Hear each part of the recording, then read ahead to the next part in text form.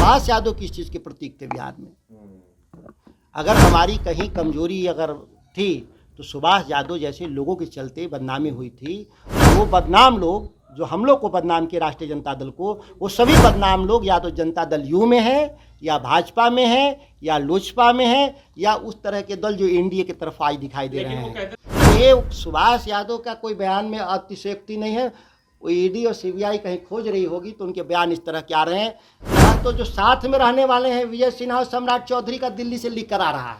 इन लोग की हैसियत है बिहार में नेताओं का, एनडीए का, कि दिल्ली की बात को नकार दे। नमस्कार, आप देख रहे हैं दर्श न्यूज। मैं हूं आपके साथ रितेश शर्मा। बक्सर से आरजेडी के सांसद सुधाकर सिंह ने बड़ा हमला बोला है नीतीश कुमार पर, और बिहार एनडीए जो सरकार है उस पर हमला बोला है। उन्होंने जो है हमला बोलते हुए कहा है कि नीतीश कुमार अब थक चुके हैं, मानसिक रूप से बीमार है। इसके साथ ही साथ लालू यादव का बचाव किया है सुधाकर सिंह ने।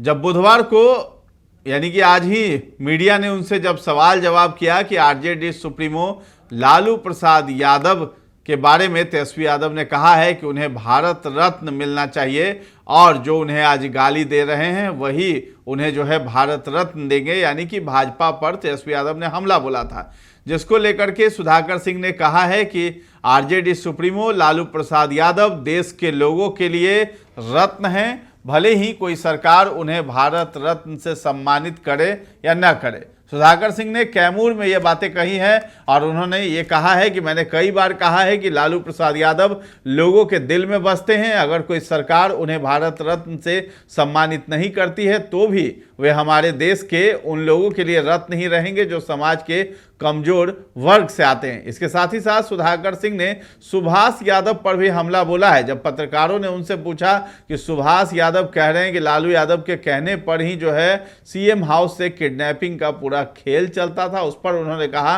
कि आप नई पीढ़ी के पत्रकार हैं, पहले वाले नहीं हैं। पहले वाले ये जानते हैं कि आरजेडी बदनाम हुई है तो इन्हीं लोगों की वजह से बदनाम हुई, यानी कि सुभाष यादव की वजह से ही बदनाम हुई है। और यही लोग आज जो है जदयू और भाजपा में चले गए हैं और वहां पर साफ छवि बनाकर रखे हुए हैं, आरजेडी को बदनाम करके अब उधर चले गए हैं। इसके साथ ही साथ जो है और भी बहुत कुछ बोल गए हैं सुधाकर सिंह, आप भी सुनिए क्या कुछ कहते हुए नजर आ रहे हैं। कि सुभाष यादव किस चीज़ के प्रतीक थे बिहार में?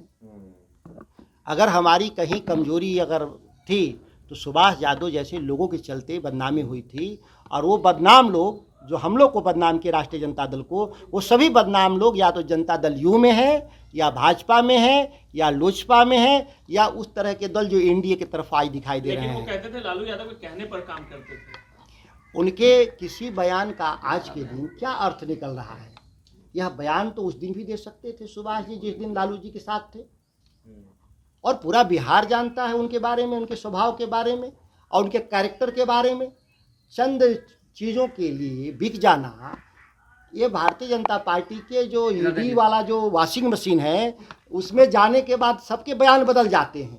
तो ये सुभाष यादव का कोई बयान में अतिशयोक्ति नहीं है। वो ईडी और सीबीआई कहीं खोज रही होगी तो उनके बयान इस तरह के आ रहे हैं। यहाँ तो जो साथ में रहने वाले हैं विजय सिन्हा और सम्राट चौधरी का दिल्ली से लीक करा रहा है। इन लोग की हैसियत है बिहार में नेताओं का, एनडीए का, कि दिल्ली की बात को नकार दे। यात्रा के हम साथ हैं, हमने समय समय पर जहाँ ज़रूरत है हम लोग यात्राओं में शामिल होते हैं। और दूसरी बात यह है कि यह बदलाव की यात्रा है। हम एक वचन के आधार पे हम लोगों के बीच जाते हैं। आपने पिछली बार भी देखा था कि कमाई, दवाई, सुनवाई और कार्रवाई की सरकार हम बनाएंगे, और 17 महीने की सरकार में हम लोगों ने उस वचन पे कायम रहा। ठीक उसी तरह से हम जो बात सत्ता में आने पर करने वाले हैं उस बात को हम लोगों तक पहुंचा के हम वचन देना चाहते हैं कि हम लोग मुकरने वाले लोग नहीं हैं। तेजस्वी जी ने कहा है कि लालू जी को भारत रत्न मिलना चाहिए। आप लालू प्रसाद जी भारत रत्न है ही, भारत के लोगों का वो रत्न है ही। कौन देगा कब देगा हम नहीं जानते, लेकिन लालू प्रसाद जी की योगदान को अमिट है और कभी नहीं भुलाया जा सकता, न नकारा जा सकता है। तेजस्वी जी ने ठीक कहा कि जिन लोगों ने गाली दिया कर्पूरी ठाकुर जी को, वोट की राजनीति में उनके लिए भारत रत्न दिया। लालू प्रसाद जी को भी कल जो गाली देने वाले लोग हैं आज, कल भारत रत्न देंगे। क्या मानते हैं आरजेडी में सब चीज ऑल इज वेल है?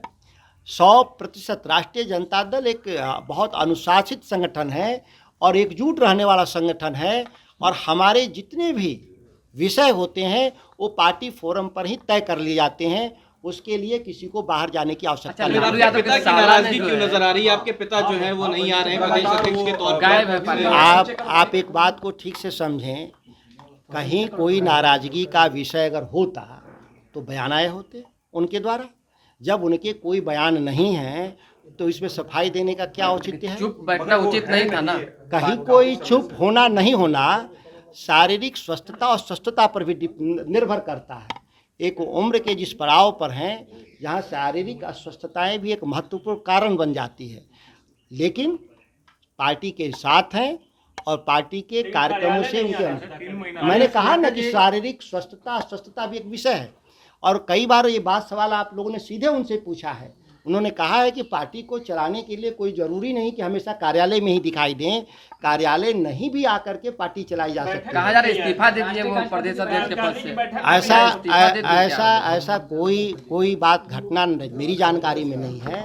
और कोई इस तरह की बात अगर जो आपने कहा जो उसके बारे में राष्ट्रीय अध्यक्ष जी अधिकृत तौर पे बता सकते हैं कि कोई नई बात हुई होगी। मेरी जानकारी में ऐसा कोई बात नहीं है। जिस तरह की जो घटनाएं हुई हैं पूरे देश स्तर पे आप देखें, केवल कुंभ के भीतर ही नहीं, दिल्ली से लेकर के पटना तक, आप इस बीच में जितने भी आप मध्य प्रदेश तक सड़कों पे जितनी दुर्घटनाओं से जो मौत हुई है, और वहाँ पे रेलवे स्टेशन पे मौत हुई है, और वहाँ डूब के जो मौत हुई है वो काउंटलेस है, इसका कोई अंदाज़ा नहीं है। इतनी बड़ी अव्यवस्था हम लोगों ने जीवन में नहीं देखा। आस्था का विषय को किस तरीके से मार्केटिंग किया गया और उसके कितने दुष्परिणाम निकल कर आए, इस बात से कोई इनकार नहीं कर सकता।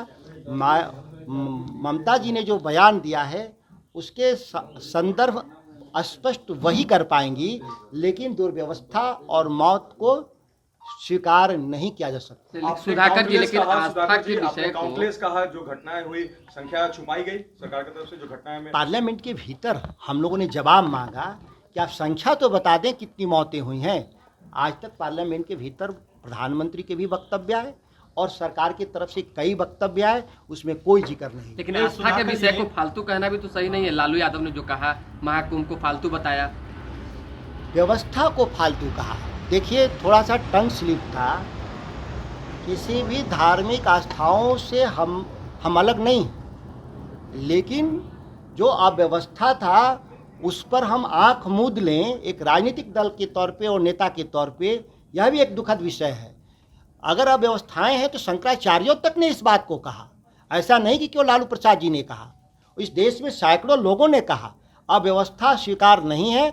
आप देश के रिसोर्स का, आप पैसे का इस्तेमाल हुआ है मेला के प्रबंधन में, वो पैसे का हिसाब मांग देश की जनता चाहती है कि आप जो पैसे लिए, जिस तरह से ट्रेनों में लद कर जा रहे हैं, लद कर आ रहे हैं, सड़कों पर 12-12 घंटे तक 24 घंटे तक जाम में फंसे हुए हैं, लोगों के लिए पानी और चाय की व्यवस्था नहीं है। अगर आप जाएंगे, इसमें से पता नहीं कितने लोग गए कि नहीं गए, अगर आप लोग जाते तो आप अपने से अनुभूति करते कि किस तरह से अव्यवस्था है।